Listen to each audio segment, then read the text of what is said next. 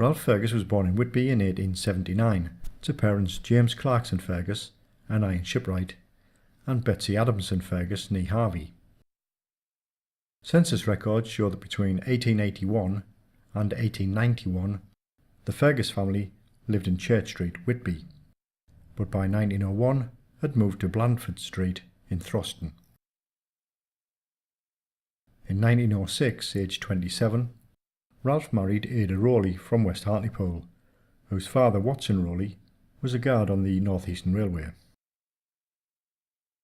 Ralph and Ada had two sons, Ralph Clarkson Fergus, he is seen in the centre, Edward Watson Fergus, and also a stepson, John William Rowley, by Ada from a previous relationship.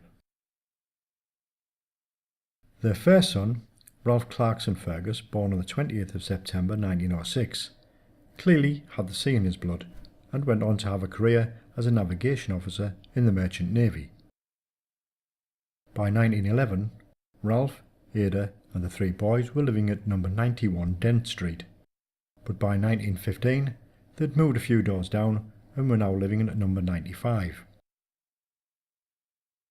At the outbreak of the First World War, Ralph was serving as mate on the North Eastern Railway tug Stranton, based in the Hartlepools. The Stranton was quickly requisitioned by the Admiralty and renamed HMS Char. In order to stay with their vessel, Ralph and the other 7 members of the crew all volunteered to enrol in the Royal Navy, with Ralph now having the rank of petty officer.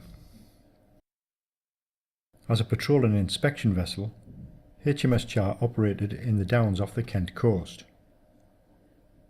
On the 16th of January 1915, in a strong gale and heavy seas, she went to the assistance of the Friven, a Belgian tanker which was in distress.